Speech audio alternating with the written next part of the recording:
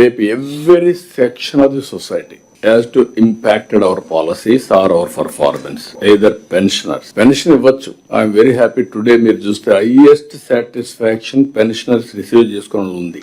The way we are dealing them, distributing them is important. 92% satisfaction pensions delivery. అలాంటి models మీరు create చేయాల్సిన అవసరం ఉంది.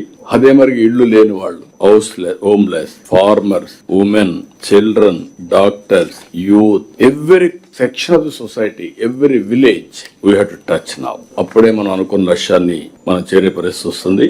అదే మరి నేను ఒకటే మిమ్మల్ని అందరినీ కోరుతున్నా, యంగ్స్టర్స్ ఐడియాస్ తీసుకోండి, సీనియర్స్ విజ్డమ్ కూడా తీసుకోండి, బ్లెండ్ ఇట్ ది బెస్ట్.